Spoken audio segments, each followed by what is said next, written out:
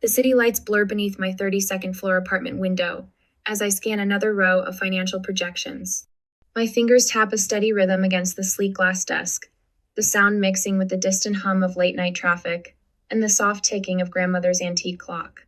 The numbers swim before my eyes, but I can't stop not when there's still work to be done, still problems to solve, still family to support. A half-empty cup of black coffee sits cold beside my laptop, forgotten hours ago when I dove into these spreadsheets. The blue light of my screen casts shadows across the stark white walls of my home office, highlighting the careful order of my workspace. Files aligned with precision, sticky notes arranged by priority, family photo turned face down in the corner. My phone vibrates against the glass, the screen lighting up with Richard Dawson. My father. I pause, finger hovering over the answer button, that familiar knot of tension already forming in my stomach. It's nearly midnight, that never calls this late unless something's wrong. Hello? I keep my voice steady, professional, old habits. Anna. His voice cuts through the line, sharp as a blade. Do you have any idea what you've done? I straighten in my chair, spine rigid. What are you talking about? Don't play dumb with me. The words drip with venom. You're nothing but a failure. You'll never amount to anything. The words hit like a physical blow. My pulse pounds in my ears as I grip the edge of my desk, knuckles white. 7 years of supporting them, of careful financial maneuvering, of ensuring their mortgage payments cleared, while they remained blissfully ignorant of who really held their debt. 7 years of sacrifice, and this is what I get in return. Richard, please. My mother's voice floats in the background, weak and ineffectual as always. She's trying her best. A cruel laugh echoes behind her, Ethan. Of course my brother would be there, watching the show. He's never missed a chance to see me torn down. Her best? Richard scoffs. Her best isn't good enough. Never has been, never will be. My free hand moves to my laptop, fingers flying across the keyboard as I pull up a hidden folder. Inside lies the truth they don't know. Documents from A&D Holdings LLC, the company I created to purchase their mortgage. Every payment, every transaction, every piece of evidence showing how I've kept them afloat while they treated me like dirt. The memory surfaces unbidden. Late nights with Michael, my financial advisor, as we carefully constructed the arrangement. The paperwork filed in secret, the accounts established under the radar. All to protect them, to keep their home safe. What a fool I'd been. I've done everything for this family, I say, my voice barely above a whisper. Everything. Everything? Richard's tone turns mocking. You call hiding in your fancy apartment, playing with your spreadsheets, doing everything? Your brotherhood understands family. He's here with us. Where are you? Where am I? I'm exactly where I've always been, carrying their burden, shouldering their debt, swallowing their abuse. But something inside me shifts, a seismic change that starts as a tremor and builds to an earthquake. I look at the numbers on my screen. Their next mortgage payment, $7,500, is due in 5 days. A payment that goes straight to my company, though they don't know it. Not yet. You're right, I say, and for the first time, I let the ice creep into my voice. I'm not there, and maybe that's exactly the problem we need to solve. What's that supposed to mean? Richard demands, but I can hear it, the first note of uncertainty. I close my laptop with a decisive click. I suppose you'll find out soon enough. The call ends, and I sit in the darkness of my apartment, the city lights casting long shadows across the floor. My heart pounds against my ribs, but my hands are steady now. The timer on their ignorance is running out, and I finally know what needs to be done. They want to call me a failure? Fine. Let's see how they feel when they learn who really holds the power in this family. I reach for my phone again, this time to call Michael. It's time to set things in motion. My gaze drifts to the family photo I turned face down hours ago. In it, we're all smiling, playing our parts perfectly. The loving father, the supportive mother, the golden son, and Metha daughter who would never be enough. Until now. Have you ever felt that moment when years of betrayal suddenly crystallize into perfect clarity? When you realize that the power to change everything has been in your hands all along? I have, and I'm done playing their game. The blue glow of my laptop screen cuts through the darkness as I navigate through encrypted folders labeled Family Mortgage and A&D Holdings LLC. Each click feels deliberate, weighted with 7 years of carefully documented betrayal. The financial records spread before me like a roadmap of manipulation, mine and theirs. A spreadsheet catches my eye, Monthly payments of $7,500. Property value $850,000. Current Dawson family bank balance $3,200. The numbers blur together until I blink hard, forcing them back into focus. My coffee has gone cold, but I barely notice as I drill deeper into the digital paper trail. There it is, the smoking gun. Every payment my parents thought they were making to Midwest Mortgage has been flowing directly into A&D Holdings LLC, my company. The evidence is irrefutable, each transaction a testament to their ignorance and my patience.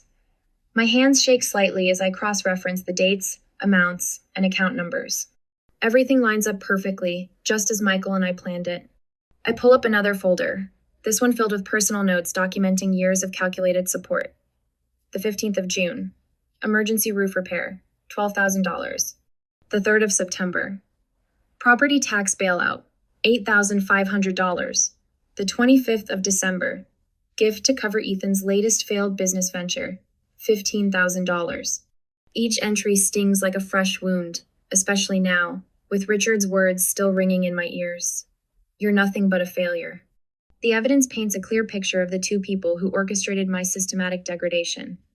Richard's signature appears on every document, his handwriting as sharp and cruel as his tongue. Next to many entries are notes about his reactions. Inadequate as usual, Anna, after a $20,000 contribution to their savings. If you were smarter with money, you'd give more, following a substantial property tax payment. Each comment drips with the same venom as tonight's phone call. And there's Ethan's handiwork 2 emails requesting funds, always ceasing Richard, always with that subtle tone of superiority. Since Anna's finally doing something useful with her money, or, well, big sister's good for something at least.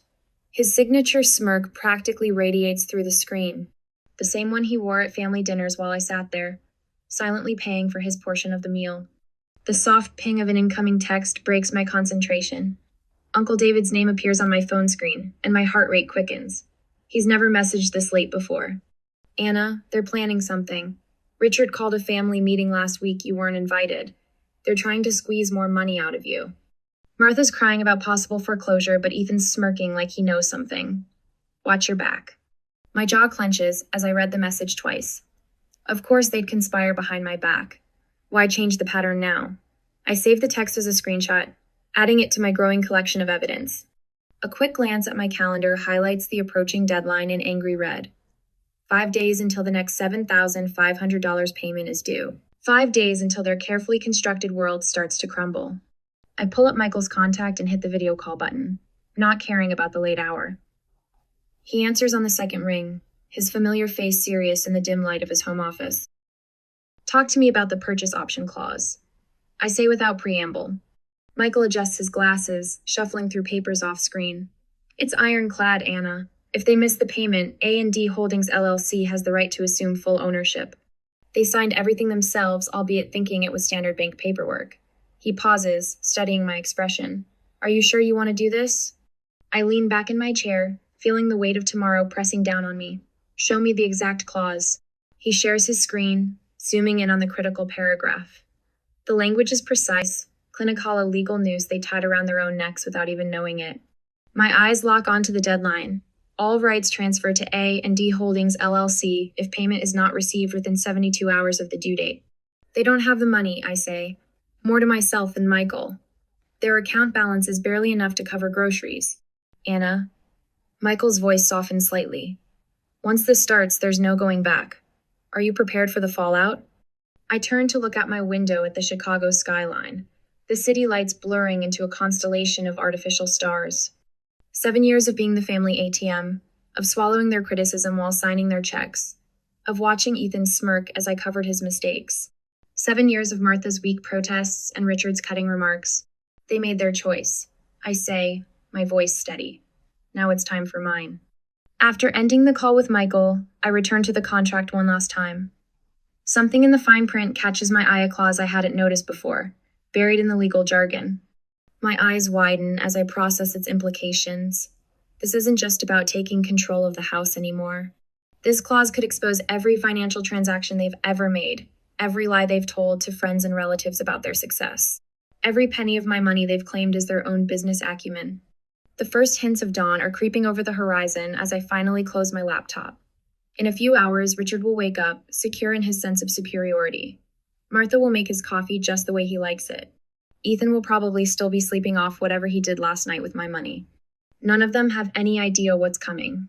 Their time is running out, and for once, I'm not backing down. I wonder how many others out there are looking at their own contracts right now, discovering the power they've held all along. The crystal chandeliers of the Grand Horizon Ballroom cast a harsh spotlight on my isolation. Around me, the annual Dawson family reunion buzzes with the artificial warmth of forced pleasantries and champagne. I adjust my navy blazer, a armor of Burberry wool, and try to focus on the gentle clink of crystal rather than the growing knot in my stomach. Everyone, if I could have your attention. Richard's voice carries across the room with the practiced authority of a man who's never been denied. The conversations fade to murmurs as he takes center stage, champagne flute raised. My father stands there in his custom Italian suit, every inch the successful patriarch he pretends to be. I have something important to address. His eyes find mine across the crowd, cold and calculating. It seems some members of our family have forgotten the meaning of loyalty, the value of honesty. The crystal stem of my glass turns slick in my grip. My own daughter, Anna, has been making decisions behind this family's back, manipulating our finances for her own gain. The words hit like physical blows. Aunt Catherine's sharp intake of breath. Marcus's disapproving frown. Cousin Rachel's poorly concealed smirk. The room spins slightly as decades of conditioning tell me to shrink, to apologize, to accept the shame he's laying at my feet. But something different rises in my chest instead, a clarity sharp as the crystal in my hand.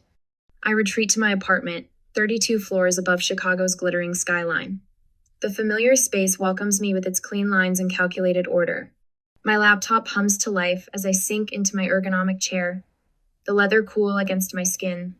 The screen's blue light illuminates the careful arrangement of my workspace, color-coded files, prioritized sticky notes, the face-down family photo I can't quite bring myself to remove. 7 years of financial records spread across my monitor. Every mortgage payment, every transaction, every sacrifice I made while they lived in willful ignorance. The numbers don't lie, they never have. They tell a story of calculated manipulation, of a daughter used as an ATM while being told she'd never be enough. My phone buzzes. Michael's name lights up the screen. I saw Richard's social media post, he says without preamble. Anna, this is getting out of hand. It was always out of hand, I reply, my voice steadier than I feel. I just didn't want to see it. The mortgage payment is due in 3 days. What's your play? I open the secure folder containing all documents from A&D Holdings LLC. I'm done being their safety net. It's time they learn who really holds the power in this family. The Michelin-starred restaurant feels like a battleground disguised in white tablecloths and sterling silver. Richard chose it, his favorite place to perform, to keep up appearances. Mother sits beside him, hands clasped tightly in her lap. Ethan lounges in his chair, radiating smug superiority. The perfect family tableau. You've gone too far this time, Richard begins, his voice pitched low enough not to carry to neighboring tables. These stunts of yours, these childish attempts at rebellion. Stunts? My laptop opens with a decisive click. Let's talk about stunts, Father. Like the fact that every mortgage payment you've made for the past 7 years has gone directly to my company. A company you never bothered to investigate because you were too busy telling me I was worthless. The color drains from his face. Mother's water glass trembles. Ethan sits up straight for the first time all evening. That's impossible, Richard sputters. The payments go to A&D Holdings LLC. The words taste like victory on my tongue. Check your records. Every payment, every document, every transaction. I own it all. Back at the office the next morning, Samantha appears in my doorway, tablet in hand. You need to see this. She slides into the chair across from my desk, her usual professional demeanor tinged with urgency. Someone leaked the documents. All of them. They're everywhere. My screen fills with social media notifications, screenshots of financial records, email chains, bank statements, 7 years of careful documentation splashed across every platform. Number Dawson family secret is trending. I've already contacted HR and legal, Samantha continues. Your position here is secure. We're prepared to release a statement supporting you if needed. Michael calls next, his voice tight with controlled energy. The story's gone viral. 3 news outlets have reached out for comment. But Anna, that's not all. A pause. Your father's trying to claim the contract's invalid. Says he'll challenge it in court. Let him try. I pull up the purchase agreement, the familiar words sharp and clear. Get everyone together. Tonight, we're ending this. The conference room fills with quiet purpose as Michael arrives with our legal team. Papers spread across the polished table like battle plans.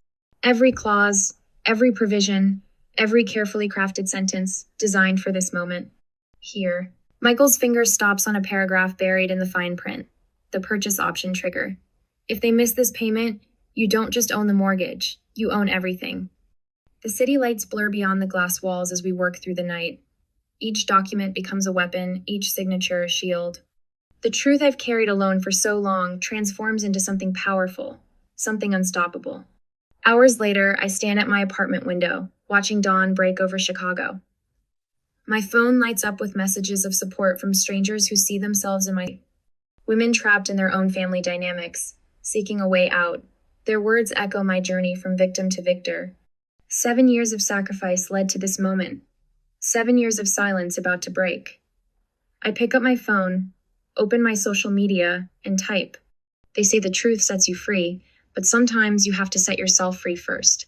What would you do if you discovered your greatest power lay in the very chains that used to bind you? The sun rises, painting the sky in shades of possibility. Behind me, my laptop screen glows with the final piece of evidence, the hidden clause that will shatter their illusions forever. The question isn't whether I'll use it. The question is, what will you do when it's your turn to break free? The payment deadline slides past like a whisper in the night. I watch the clock on my laptop tick from 11:59 p.m. to midnight, each digital shift bringing me closer to what I've planned for weeks. My fingers hover over the keyboard, steady despite the weight of what I'm about to do. The A&D Holdings LLC dashboard glows on my screen, a complex web of numbers and clauses that represents 7 years of calculated preparation. I click through to the contract section, the purchase option clause highlighted in stark yellow against the white background. One more click will set everything in motion. My phone buzzes a text from Richard. Anna, there seems to be an issue with the payment processing. Call me immediately. I leave it unanswered, focusing instead on the document before me. The clause is elegantly simple. Failure to make payment activates immediate transfer of ownership. My mouse cursor blinks over the execute button. Years of their contempt, their mockery, their casual cruelty, it all crystallizes into this moment. I press the button. The system processes for a moment, then confirms. Purchase option activated. Transfer of ownership complete. My phone erupts with notifications. Richard's number flashes across the screen repeatedly, interspersed with texts from Martha and Ethan. I silence it all, turning instead to my email where Michael has already confirmed receipt of the transfer documents. All legal parameters met, his message reads, proceeding with phase 2. Through my floor-to-ceiling windows, Chicago's lights blur into a canvas of possibility. Somewhere out there, in their comfortable suburban homey home, now my family is discovering just how precarious their position has become. A quiet ding announces another email. Samantha from HR. Internal memo distributed. Your position is secure. Let them try. I pull up the media package we've prepared. Years of financial records, text messages, emails a carefully curated testament to their manipulation. One click sends it to the journalists who've been waiting. By morning, the Dawson family's carefully constructed facade will shatter. My phone lights up again. This time it's Ethan. What the hell do you think you're doing? His voice cracks with the first hints of fear I've ever heard from him. Exactly what I planned. My voice emerges, cool, controlled. You should check your email. The journalists certainly will. You can't, he starts, but I cut him off. I already have. Tell Richard and Martha they have 48 hours to vacate my property. The silence on the other end stretches, breaks. Your property? A&D Holdings LLC. Did you never wonder what the A stood for? I let that sink in. Though I suppose you were too busy laughing at my failures to notice who really held the mortgage. His breathing turns ragged. We're your family. Number I stand, walking to the window. Below, the city pulses with late-night energy. Family doesn't do what you did. Family doesn't spend years tearing someone down while living off their success. I press my palm against the cool glass. Check your email, Ethan. See exactly what family has cost me. I end the call as the first news alert pops up on my screen. The story's breaking faster than expected. Social media notifications begin flooding in. People are already sharing, commenting, expressing their shock and support. A new email arrives, this one from an address I don't recognize. The subject line reads, Dawson Family Property, Legal Contingency. My cursor hovers over it for a moment. Something about the timing, the phrasing, sends a slight chill down my spine. I open it, scan the contents, and feel my pulse quicken. It seems my family might have one last card to play. I reach for my phone to call Michael, but pause. First, I need to understand exactly what this mysterious message implies. 7 years of planning won't be undone by a last-minute legal trick. But as I read the email again, I can't shake the feeling that tomorrow's victory might not be as certain as I thought. The city lights seem to dim slightly, as if acknowledging the new tension in the air. I settle back into my chair, fingers moving to the keyboard. Whatever loophole they think they've found, whatever desperate play they're planning, I'll be ready. I always am. Standing at my window overlooking Chicago's glittering skyline, I take out my phone one last time. Opening my carefully curated social media account, I type, "Sometimes the biggest threats come in the smallest packages, like a single email that could change everything." What do you think this mysterious message could mean? Drop your theories below. Number revenge planned, number family secrets. The responses start flowing in immediately. They have no idea how right or wrong they might be. The downtown Chicago courthouse looms before me, its glass facade reflecting the morning sun. My heels click against marble as I stride through security, laptop bag slung over my shoulder. The weight of the evidence inside feels satisfying. 7 years of documentation, every transaction meticulously recorded, every conversation backed by timestamps and signatures. My phone buzzes. Michael's message flashes across the screen. "Peter Collins just entered the building with your father. Looks like they're heading to the 42nd floor conference room." A smirk tugs at my lips. Of course, Richard would hire Peter Collins, the same lawyer who handled his corporate mergers, the man who helped him crush smaller companies without remorse. But this time, he's not facing some helpless startup. He's facing me. The elevator ascends smoothly, numbers ticking upward. My reflection in the polished doors shows a woman I barely recognize as shoulders back, chin high, not a hint of the uncertainty that plagued me for so many years. The doors open to reveal a hushed corridor of mahogany and leather.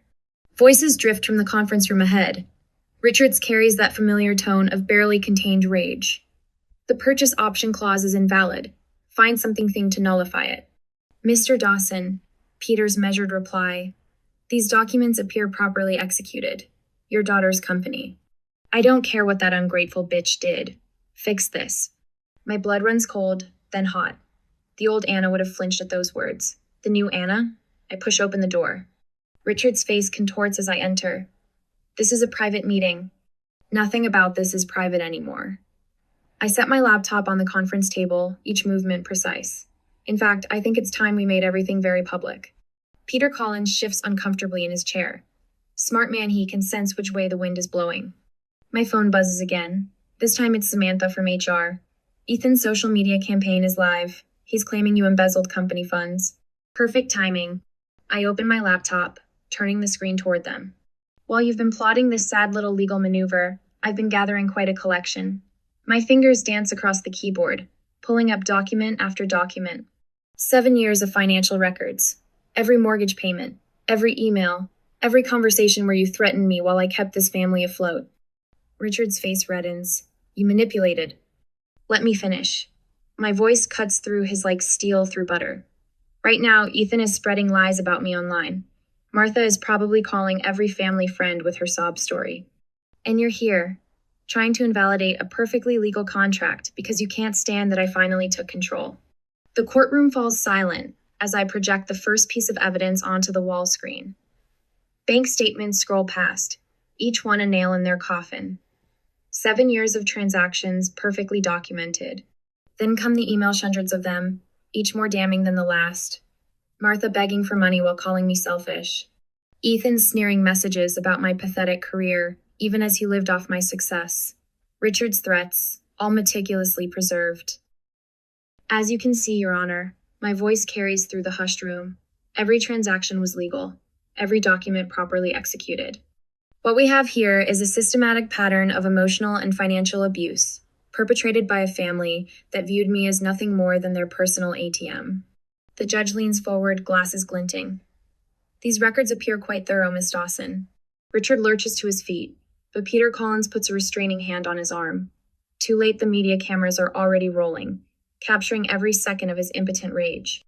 The story is spreading across social media like wildfire. Toxic legacy unraveled. Anna Dawson exposes years of family financial abuse. I step to the podium, unfurling the final document, the legal verdict that will end their reign once and for all. The paper feels light in my hands, but its weight and meaning is immense. By order of this court, my voice rings clear and strong. All claims against A and D Holdings, LLC, are hereby dismissed. The property transfer shall proceed as contractually specified. The gavel falls with a resounding crack. In the gallery, I catch glimpses of familiar other survivors of family abuse, women who've reached out to share their own stories. Their presence feels like validation, like vindication. Richard storms from the courtroom, Martha trailing in his wake. Ethan lingers just long enough to shoot me a look of pure venom before slinking away. Let them run. Their social standing is already crumbling, their carefully cultivated image of family perfection shattered beyond repair. Later, in my high-rise office, I watch the sun set over Chicago. My phone has been buzzing nonstop, journalists seeking comments, supporters sharing their own stories of breaking free, even a few guilty messages from extended family members claiming they never knew. I turn away from the window, settling into my chair. The family photo I kept face down for so long catches my eye. Should I reach out? Try to salvage something from the wreckage? The question hangs in the air, unanswered. My cursor blinks on the social media draft before me. Have you ever seen a power shift dramatic? How far would you go to reclaim your freedom? I hit post, knowing the responses will flood in stories of triumph, of breaking free, of reclaiming power from those who abused it. The city lights begin to twinkle below, each one a star in my new constellation of possibility. Tomorrow will bring new challenges, new battles perhaps, but tonight I am finally completely free. The early morning sun streams through the floor-to-ceiling windows of my new downtown office, casting long shadows across polished hardwood floors. A stack of mortgage documents sits on my desk, not my family's anymore, but those of women who found their way to my door, seeking the same freedom I fought to claim. I pause at the window, watching the city wake beneath me. 7 floors up, Chicago stretches out like a promise, all gleaming steel and possibility. It's different from my old 32nd floor view, but better. Closer to the ground. More real. The familiar weight of my grandmother's antique watch presses against my wrist as I check the time. My first mentoring session starts in an hour, a young woman trapped in financial abuse by her stepfather. My throat tightens. I know that story too well. A text from Michael lights up my phone. Ready for the Women's Financial Empowerment Workshop tonight? I smile, remembering the last session. 20 women, each carrying their own version of the chains I once wore, learning to break free. My reply is quick, always ready. The elevator dings and Samantha steps into my office, carrying 2 cups of coffee. Her presence still surprises me, sometimes show easily friendship can bloom once you stop expecting betrayal around every corner. Thought you could use this, she says, setting 1 cup on my desk. Big day ahead. I nod, taking in the aroma of fresh coffee. So different from those cold, forgotten cups in my old home office, back when work was an escape rather than a mission. Have you seen the latest? She pulls up a social media post on her phone. It's from one of our workshop graduates, a photo of her holding up house keys, caption reading, "First home in my name. Thank you, Anna Dawson, for showing me the way." The image blurs slightly as unexpected tears prick my eyes. I blink them back, professional mask firmly in place. That's what it's all about. Later that evening, I stand in front of the old Dawson family home. The facade is the same red brick, white trim, manicured lawn, but it feels smaller now, less imposing. The shadows that once seemed to reach for me with grasping fingers are just shadows. I trace my fingers along the iron gate, remembering that last phone call from Richard. You'll never amount to anything. His words echo differently now, hollow and meaningless against the reality of what I've built. Through the window, I catch a glimpse of the study where it all began. The same room where I sat, night after night, orchestrating their financial stability while they plotted my downfall. Now it's just a room, stripped of its power to hurt me. The sun begins to set as I make my way toward the restaurant where Michael, Samantha, and Uncle David are waiting. Our weekly dinner tradition born from the ashes of toxic family ties. Real family, chosen family. A young woman hurries past me on the sidewalk, phone pressed to her ear, voice trembling. I'm sorry, Dad. I'll try harder, I promise. I stop, recognition hitting me like a physical blow. The hunched shoulders, the desperate need to please I know that dance too well. Excuse me, I call out softly. She turns, startled. I couldn't help overhearing. If you need someone to talk to. I hand her my business card, watching understanding dawn in her eyes. Are you really? She glances at the card, then back at me. Yes, I say simply. And I can help. The city lights begin to twinkle as I finally reach the restaurant. Through the window, I see my chosen family at our usual table, Michael, reviewing documents, even at dinner, Samantha laughing at something Uncle David has said. The sight fills me with a warmth that has nothing to do with obligation or blood. I pause for a moment, taking in the view. The Chicago skyline spreads before me, a glittering canvas of possibility. Somewhere in that urban maze, another woman is gathering the courage to break free. And I'll be ready to help her write her own story of liberation. This is what victory really looks like, not the destruction of those who hurt you, but the creation of something stronger from the wreckage they left behind. The next morning, I stand at my office window as dawn breaks over Lake Michigan. The sun crests the horizon in a burst of gold and pink, painting the sky in colors of rebirth. Light catches the windows of 1,000 buildings, each reflection a reminder of the countless stories of transformation waiting to be written. Have you ever wondered what freedom tastes like? It tastes like this: the first light of dawn, the sound of genuine laughter, and the knowledge that your scars have become a map leading others home. I step through the polished brass doors of the High Grove, Chicago's crown jewel of fine dining, and feel the restaurant's hushed atmosphere envelop me like a cashmere wrap. Crystal chandeliers cascade from coffered ceilings, catching light in prismatic displays above mahogany tables dressed in crisp white linen. Floor-to-ceiling windows frame Lake Michigan, its evening waters glimmering like scattered diamonds against the darkening sky. Miss Ross, welcome back.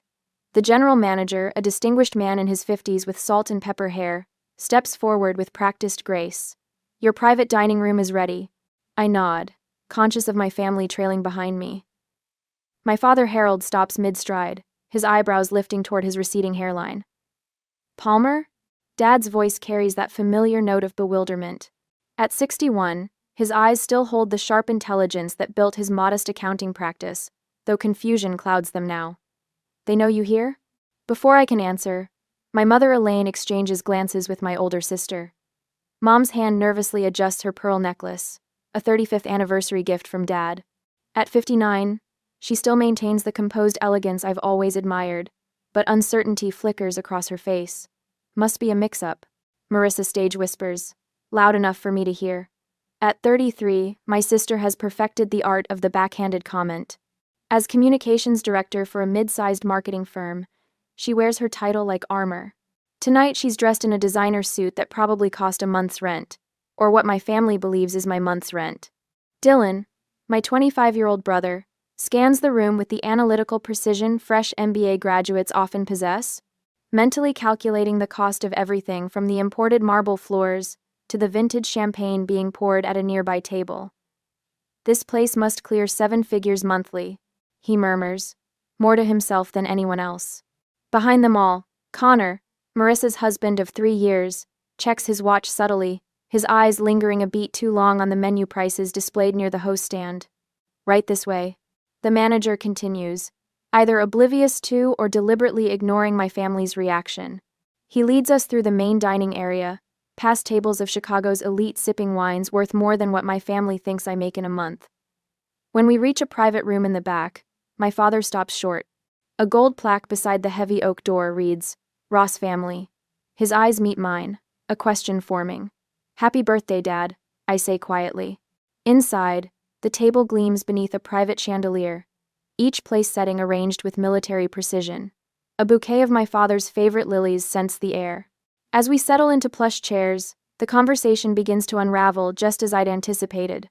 Palmer, honey, Mom starts, her tone the same one she's used since I was in college. This is very sweet, but is this sensible? You're still getting established, and places like this are so expensive.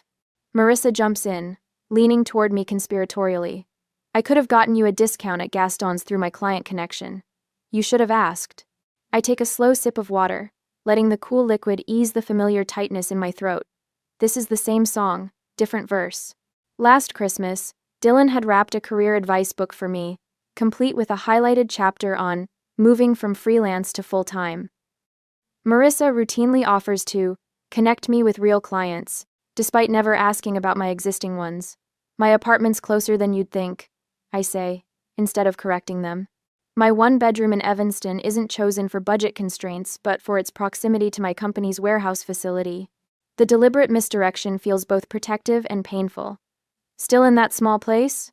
Mom asks. You know, there are some nice affordable options opening up in Wicker Park. I've perfected the art of deflection over the years, cultivated since college when my boyfriend paraded me around to his wealthy friends as the scholarship girl, his personal project, his token of charitable interest. The memory still burns, a lesson learned in the hardest way about how people change when they think they know your worth. It's going well enough. I say, my standard response to questions about work. The words taste stale on my tongue, worn from repetition. The sommelier approaches with a leather-bound wine list, and Marissa reaches for it with the confidence of someone accustomed to taking charge. Let me handle this, Palmer, she says, the implicit message clear. I couldn't possibly know enough to make a wise choice. I slide my hand forward, taking the menu with a polite smile. I've got this covered tonight. I scan the familiar pages, then look up. We'll have the Chablis Grand Cru 2018, please. Marissa's perfectly shaped eyebrows arch high. That's a $300 bottle. It's Dad's birthday, I reply, meeting her gaze steadily. Nothing but the best. Dad reaches over to squeeze my hand, genuine emotion crossing his face. For a flicker of a moment, I see something new there, not just fatherly affection, but a glimmer of pride.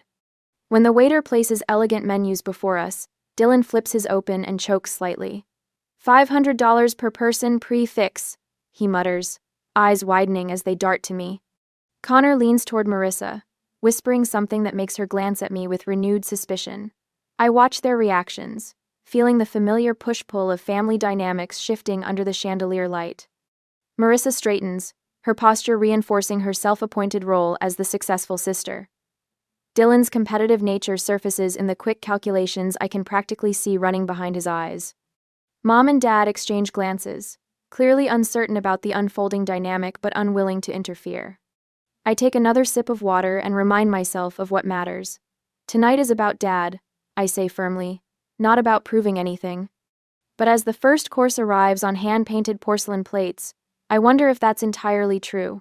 10 minutes later, I excuse myself from the table, my smile firmly in place as I catch the eye of Thomas, our server. I need to speak with the chef about my father's seafood allergy. I explain to my family. I'll be right back. Thomas leads me toward the kitchen, but as we round the corner, his pager buzzes. Excuse me, Miss Ross. I'll tell Chef you're coming. He hurries ahead while I pause to check a text from my office manager. As I slip my phone back into my clutch, voices drift from the dining room. I step closer to the archway, my hand bracing against the cool wall. What is she trying to prove? This place is ridiculous. Marissa's voice, sharp with judgment. Probably maxed out her credit cards. Connor's baritone, always ready to reinforce his wife's opinions. She lives in a one-bedroom in Evanston. Bye. Dylan's laughter cuts through the air. Maybe she's dating the manager. My chest tightens, each word a needle pricking my carefully maintained composure. I've heard variations of these comments for years, but tonight they land differently, harder, clearer, impossible to dismiss as simple misunderstanding. She's always been thoughtful. Dad says, his voice quiet but firm. Let her do this. I close my eyes, drawing a slow breath through my nose. The air tastes of saffron and truffle from the kitchen behind me, a reminder of why I'm here. This night isn't about their approval, it's about Dad's birthday. I straighten my spine, smooth my expression, and walk back into the dining room with a smile that betrays nothing. Chef is preparing something special, I announce, settling into my chair. Marissa leans forward, voice honeyed with false concern. Palmer, is this really in your budget? We could go somewhere more appropriate. Her eyes flick to the delicate hand-painted china, the crystal stemware, the silver cutlery, assessing each item's value while pretending to worry about my finances. Yeah. Connor nods, his wedding band glinting under the chandelier as he gestures around the room. We don't need all this fancy stuff. Harold's fine with his usual steakhouse. Their tag team approach is nothing new. For years they've worked in tandem, Marissa launching the criticism while Connor follows with reinforcement. What's different tonight is that I can see the pattern with painful clarity, like studying a familiar photograph from a new angle. They've always seen me as the family failure. 5 to do.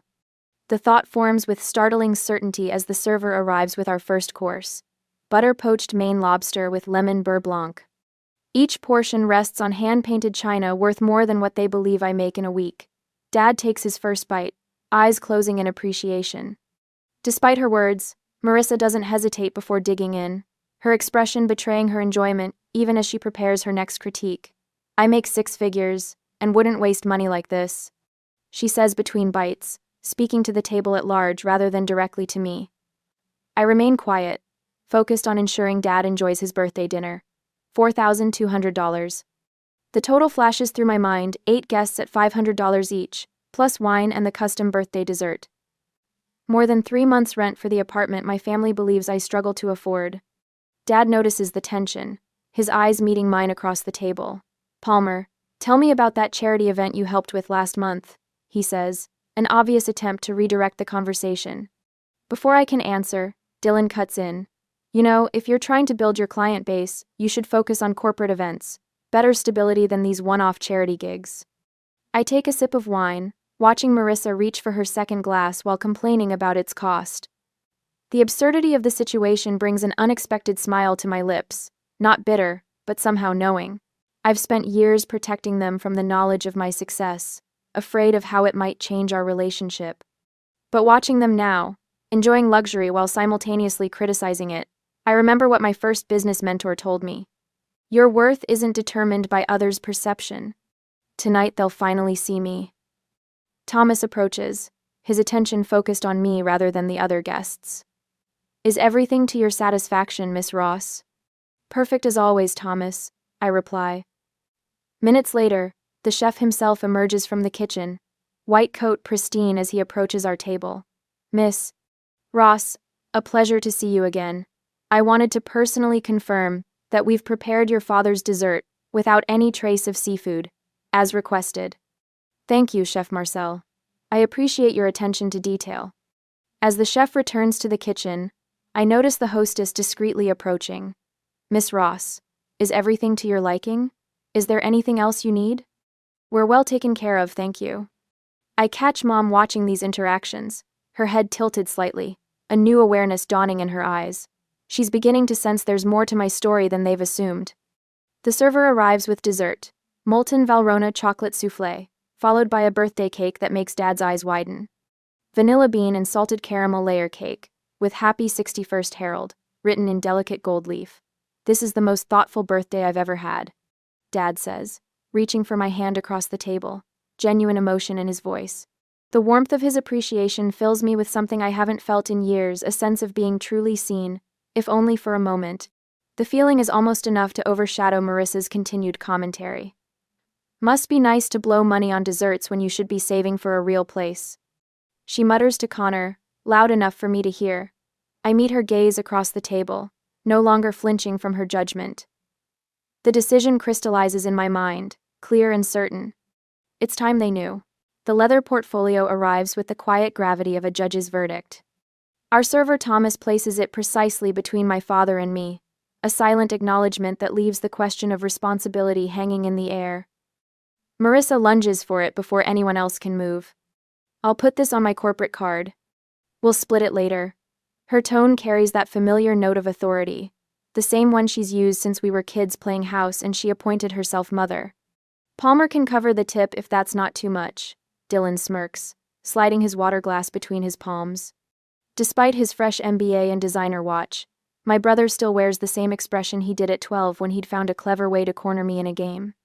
Connor leans back in his chair, voice deliberately loud enough for nearby servers to hear. Maybe we should start a collection for Palmer's budget. What's the going rate for freelance party planning these days? Enough for a decent tip? The family tension crackles like static electricity. From nearby tables, diners glance over, their expressions a mixture of discomfort and the particular fascination that comes from witnessing someone else's discomfort. A woman in her 60s catches my eye with a sympathetic wince before quickly looking away. Actually, I say, my voice calm despite the heat rising in my chest, I've got this covered. I've got this covered. My purse sits heavy in my lap, its contents about to change everything. With deliberate slowness, I reach inside and withdraw my wallet. The black metal card feels cool against my fingertips as I place it on the table. The matte black American Express Centurion card catches the light differently than plastic, absorbing rather than reflecting, its titanium weight making a distinctive sound as it connects with the linen tablecloth. Silence drops over our table like a heavy curtain. Is that a fake card from the internet? Marissa asks, her voice pitched higher than normal. Those replicas look so real now. I meet her gaze directly. It's quite real. Thomas approaches, his professional demeanor slipping momentarily when he spots the card. His posture straightens subtly, shoulders pulling back as he collects the portfolio and my card, with a slight bow of his head. Minutes later, he returns with an apologetic expression. I apologize, Miss Ross, but Amex requires additional verification. Marissa's triumphant smirk blooms across her face. See? I knew it was fake. I nod professionally, having anticipated this moment. Of course. It's the first time I've used this card at the High Grove. For transactions exceeding certain thresholds at luxury establishments, American Express Centurion service requires additional security protocols, Thomas explains, his tone formal but respectful, especially for first-time use at a new venue. Marissa leans toward Connor, whispering with theatrical inadequacy. This is so embarrassing for her. The heat in my chest spreads to my face, but I maintain my composure. Please proceed with the verification. Thomas nods and steps away with my card to make the call. The table remains uncomfortably quiet, my family watching me with expressions ranging from skepticism to confusion. Dad shifts in his seat, looking like he wants to say something but can't find the words. Mom studies her hands. Dylan's eyes narrow as he reassesses me, his business school training kicking in as he recalculates whatever mental spreadsheet he keeps about his family members. Thomas returns alongside a woman in a tailored black suit, the cashier from the front of house. Miss Ross, we're so sorry for the delay, she says, her tone deferential in a way that makes Marissa's eyebrows rise even higher. The Amex voice authorization has been completed. The transaction is approved. Thomas holds out a new leather folio. The approval code is A6J9Q2, he adds, his voice carrying a new note of respect. I sign the receipt with practiced ease, adding a generous tip. The movement feels natural after countless business dinners and event settlements. As I return the pen, I notice subtle signals passing between the staff. Small nods, a particular quality of attention now directed toward our table. My family watches the interaction with increasing confusion. Mom's eyes dart between me and the servers, her brow furrowed. Dad looks both proud and bewildered, as if someone had just informed him his ordinary house cat could speak 3 languages. The energy shifts yet again, as a man in his early 40s with impeccable posture approaches our table. His tailored suit and commanding presence mark him as management before he even speaks. Miss Ross, he says, with professional deference. I'm Daniel Alvarez, general manager. I've just realized who you are. I should have recognized you immediately. My family's confused expressions deepen, a synchronized response that would be comical under different circumstances. Daniel continues. Ross Signature Events produced the United Healthcare Gala last month. I offer a modest nod, feeling the weight of 7 pairs of eyes fixed on me. Your team's professionalism was remarkable, Daniel adds. The governor still mentions it. Marissa's expression transforms from smug dismissal to stunned disbelief, her face tightening as if she's been slapped. The satisfaction I'd anticipated from this moment tastes different than expected. Less sweet, more complex. Daniel gestures to a server who approaches with a bottle in an ice bucket. Please accept this Dom Perignon 2012 with our compliments, as an apology for the verification delay. As Daniel withdraws, my family stares at me as if seeing a stranger wearing my face. The champagne cork pops with a festive surrender that seems at odds with the tension. Dylan leans toward Marissa, his whisper audible in the silence. What's Ross Signature Events? Connor pulls out his phone beneath the table. thumbs moving rapidly. His eyes widen as he tilts the screen toward Marissa. The color drains from my sister's face as she reads whatever Connor has found. Her eyes lift to meet mine, filled with questions and something that looks uncomfortably like hurt. I take a deliberate sip of the champagne, allowing its complex notes to settle on my tongue before I speak. I suppose we should talk about what I actually do for a living. The private dining room has grown silent except for the gentle clink of crystal and silver. My family's expressions range from confusion to disbelief, with Dylan's mouth slightly agape and Marissa's perfectly composed face showing the first cracks I've seen in years. Ross' signature event started in 2019. I begin, my voice steadier than I expected. After 3 years of working for other companies, I saw a gap in the corporate events market. No one was delivering truly seamless experiences. Dad leans forward, his weathered hands clasped on the table. The confusion in his eyes is gradually replaced by something I haven't seen directed at me in years: genuine curiosity. My first clients were small tech startups, Brightware Solutions and Nexus Innovations. I traced the rim of my glass with my index finger. They wanted launch parties that would impress investors without seeming wasteful. I rented a warehouse space in Evanston, hired 2 part-time assistants, and delivered both events under budget. Mom's hand flies to her pearl necklace, her usual nervous gesture. You did all that while living in that tiny apartment? The apartment is 3 blocks from our logistics hub, I explain. The building may be older, but the location is perfect for what I need. I continue outlining our growth trajectory, watching their faces transform with each benchmark. 6 clients the first year, 15 the second. Then the turning point, landing Continental Healthcare's annual leadership summit, which put us on the map with Fortune 500 companies. Last year, we produced 78 events across 17 states. I say, the facts flowing easily now. We've grown from those 2 part-timers to a core team that travels nationally. Dad's expression undergoes the most dramatic transformation. The confusion gives way to understanding. Then pride blooms across his features, softening the lines around his eyes. He sits straighter, his chest expanding slightly. Excellence in every detail? I say, looking directly at him. Just like you taught us, Dad.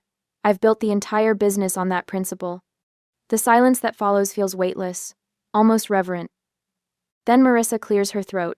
Why didn't you ever mention this at family gatherings? Her voice carries a new edge, not her usual condescension, but something more complex. All those times we asked how work was going, you just said fine or busy. Connor nods, his eyes narrowed slightly. Seems strange to hide success from your own family. Dylan, never one to miss an opportunity to showcase his MBA knowledge, leans forward. What's your profit margin? With that kind of operation, you should talk to me about tax strategies. There are several structures that could optimize your client. We're your family, Marissa interrupts, her tone softening into something that sounds almost hurt. We deserve to know. The accusation hangs in the air. They're trying to make my silence the issue rather than their assumptions. It's a clever pivot, one I might have used myself in negotiations. I fold my napkin carefully, gathering my thoughts. You're right, I acknowledge finally. I bear some responsibility for this misunderstanding. Their collective surprise at my admission is almost comical. When I started the company, I wasn't sure it would succeed. The first 8 months, I barely broke even. I lived on ramen and worked 18-hour days. I look at each of them in turn. I didn't want to disappoint anyone if it failed. Mom's eyes soften. We would never. By the time it became clear the business was viable, I continue gently. Something had shifted in how we talked about careers. Remember Thanksgiving 3 years ago? Recognition flickers across Dad's face. I mentioned landing the Northwestern Medical Conference, and Dylan asked if I was still doing those little parties. Marissa suggested I apply for an events coordinator position at her firm, because it had actual benefits. Color rises in Marissa's cheeks. At some point, I say, keeping my voice free of accusation, it seemed easier to let you believe what you wanted. The truth of it settles between us not as a weapon but as a simple fact. Success didn't change me. I add, meeting Marissa's gaze directly.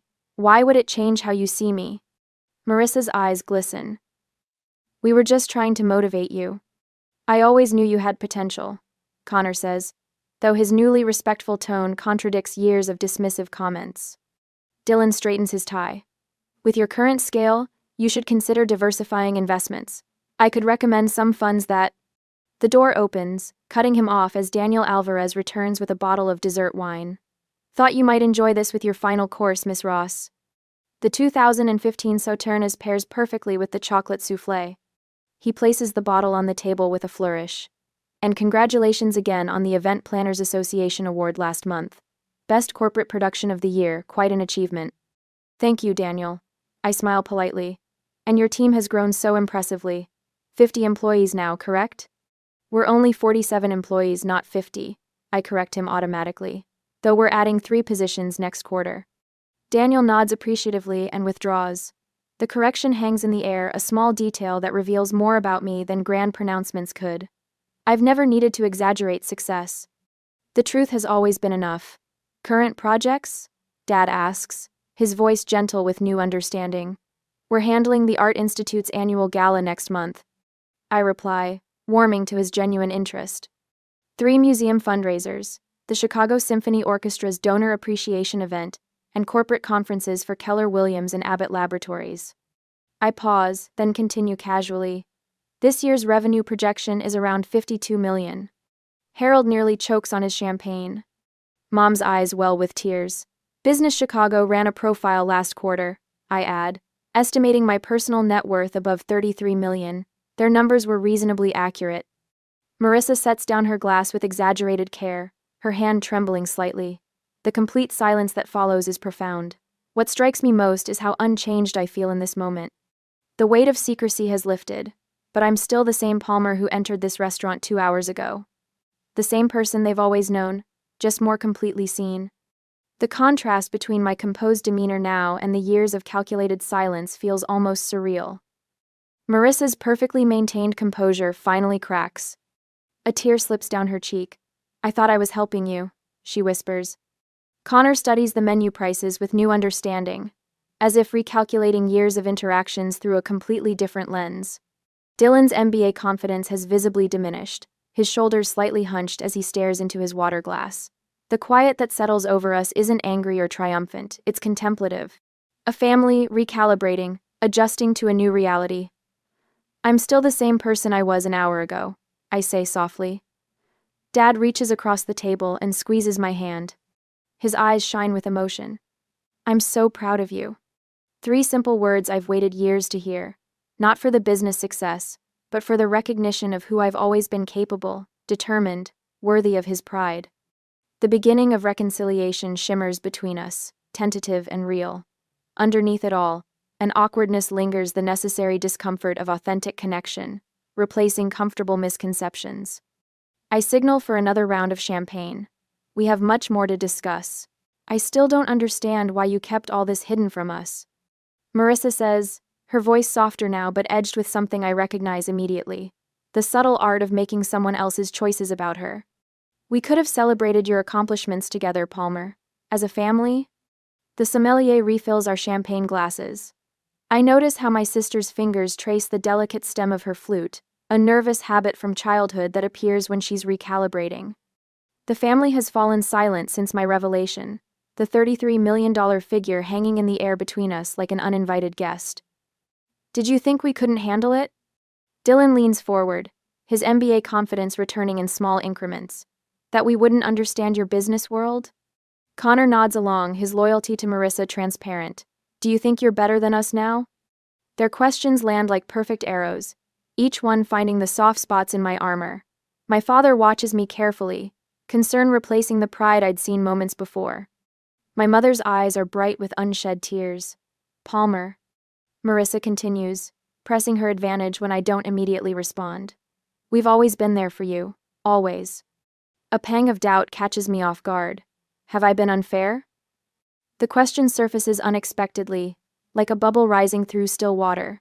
For years, I've maintained this careful distance, constructing elaborate barriers around my success. Watching my family enjoy the luxury of this evening while simultaneously being bewildered by it, I wonder if the walls I built were necessary or self-inflicted. The question must show on my face because Marissa reaches across the table, covering my hand with hers. You could have trusted us. I take a breath, finding my center again. The moment of vulnerability passes, replaced by the clear-eyed perspective that built my company. I wanted to be loved for who I am, I say finally, my voice steady. Not what I have. Their expressions shift subtly as my words sink in. Junior year of college, I started a small event business out of my dorm room. My roommate Bethany was my biggest supporter until I landed the alumni weekend contract. After that, she'd introduce me as my entrepreneur roommate instead of just Palmer. I swirl the champagne in my glass, watching the bubbles race to the surface. By senior year, she was asking me to invest in her boyfriend's app idea. I tell them about Marcus Wheeler, a client who hired me for his company's product launch. We'd worked together for weeks as equals until his assistant accidentally copied me on an email where he referred to me as the $30 million event planner and instructed his team to give her whatever she wants. The next morning, he couldn't look me in the eye, started agreeing with everything I suggested. I set my glass down carefully. I didn't want that to happen with us. I didn't want our dynamic to change. The irony isn't lost on me that success made me more protective of authentic relationships, not less. That the more I achieved, the more I feared losing the connections that mattered. A silence falls over the table, broken only by the subtle clink of silverware against china from nearby diners. Do you remember last Christmas? I ask, my voice quiet but clear. When I mentioned expanding into the corporate retreat market? Marissa's cheeks flush slightly. You called it my little hobby and asked if I'd considered going back to school. The words aren't delivered with anger, just precision. And Thanksgiving before that, Dylan offered to send me job listings from his alumni network. Said it was time I found something with stability. Dylan studies the tablecloth, his fingers tracing the edge of his napkin. When I moved to Evanston, Connor joked that I couldn't afford a real Chicago address. I turned to my brother-in-law, whose discomfort is visible now. At Dad's birthday last year, you asked if I needed help with my student loans. Each example lands with quiet impact. I'm not raising my voice, not accusing, simply reflecting back their own words, now cast in a different light.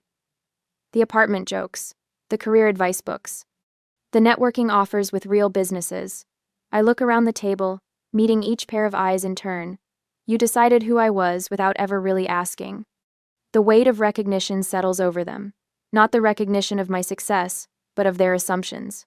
Mom breaks the silence first, her voice thick with emotion. We failed you. Dad reaches for her hand, then looks at me. We never really asked about your work, did we? Not properly. To my surprise, Marissa's eyes are wet, but these tears seem different from her earlier calculation. I used to be jealous of how free you seemed, she admits. While I was climbing corporate ladders and proving myself, you seemed so unconcerned with status. Now I understand why. She wipes at a tear. I'm not jealous anymore, I'm just proud. Dylan clears his throat. I never gave you the respect you deserved, I thought. He stops, restarts. I assumed success looked like my path. I never considered you were already there. We all played our parts in this. I offer, feeling the family dynamics shift and resettle like sand after a wave. I could have been more forthcoming, but I needed to know you saw me, not my bank account. The transformation is visible respect without distance, pride without patronizing. The power balance settles into something healthier, something that feels like truth. I should tell you about my current project. I say, a smile forming. Next month, I'll produce your 36th anniversary celebration, the most important event of my year. Dad's eyes widen, then crinkle with emotion. Don't overdo it, Palmer, he jokes, his voice rough. I laugh, the sound genuine and free. Dad, I mount $12 million shows for pharmaceutical companies. For my parents, there's no ceiling. Daniel returns with a bottle of rare dessert wine, a personal favorite he knows I appreciate. As he pours, I raise my glass. To family, I say simply. To Palmer, Dad counters, and to family. In their eyes, I see it. Finally, I am seen for who I truly am. Not the struggling freelancer, not the secret millionaire, but simply their daughter, their sister, Palmer Ross, complete and undivided. A month later, I stand near the bar, champagne flute in hand, watching as my professional team executes Dad and Mom's 36th anniversary celebration with flawless precision. The historic Chicago venue, a renovated 1,920 seconds, theater with soaring gilt ceilings and original Art Deco fixtures, glows in amber light that catches the crystal and silver adorning each table. Mom looks radiant in midnight blue, her hand rarely leaving Dad's as they greet their closest friends. The guest list is intimate, just 30 people who matter most to them, but the experience rivals galas I've produced for governors and CEOs. That's Palmer Ross. I overhear a waiter telling his colleague, voice hushed with respect, she produces the city's top events. The comment washes over me without triggering my old defenses. 1 month ago, those words would have sent me scanning the room to see if my family had heard, calculating how to minimize the moment. Tonight, I simply smile. Marissa approaches, carrying 2 dessert plates. Tried the chocolate thing yet? It's insane. She hands me one, then gestures toward Mom and Dad. They look happy. They do. I take the plate, noting how naturally Marissa has stepped into helping tonight rather than competing. She spent the afternoon arranging place cards and greeting early arrivals tasks she once would have considered beneath her communications director credentials. Across the room, Dylan converses with my operations manager, notebook open, genuinely interested in the business strategy that built Raw's signature events. No condescending advice, no assumptions, just respectful questions from one professional to another. We've reconfigured but grown stronger. The shift started that night at the High Grove and solidified in small moments since Sunday dinners where my expertise was sought rather than dismissed, phone calls where achievements were shared openly, visits to my office where my parents proudly introduced me without qualification. I've been journaling, I tell Marissa, surprising myself with the admission, writing about how hiding my success was actually its own form of control. She raises an eyebrow. How so?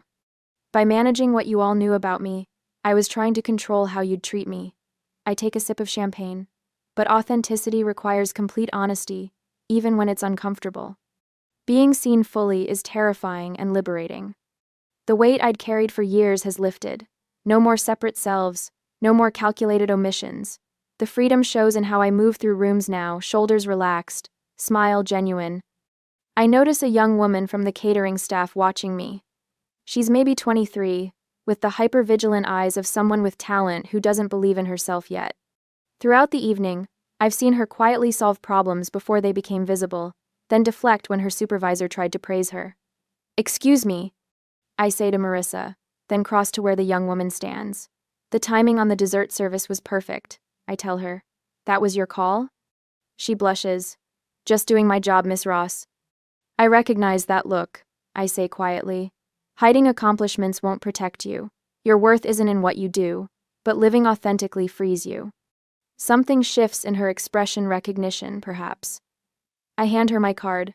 Call me Monday. I could use someone with your instincts. Later, as dessert plates are cleared and coffee is served, Dad taps his glass for attention.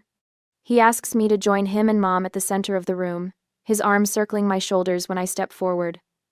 Our Palmer has made this night extraordinary, he says, his voice thick with emotion. But her greatest gift wasn't this beautiful party, it was finally letting us see her. I look out at our family and friends, all witnesses to our journey. A month ago I showed you what I do, I say. But tonight is about who we are, together. Thank you for seeing me, all of me, and still showing up. Marissa approaches, giving me a genuine side hug. Next time, warn me you're a millionaire, she whispers. I laugh. No need. I'm still me.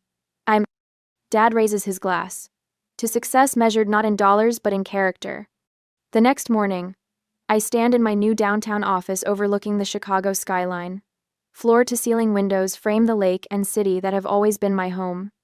On the credenza behind my desk, family photos now stand prominently alongside business awards, no longer separate worlds, but complementary parts of a whole life. My phone rings, Marissa, confirming Sunday dinner at her place. As I answer, I catch my reflection in the window. My smile comes easy now, unguarded. Sometimes the greatest gift isn't money or fame, it's living truthfully, and letting the people you love see it.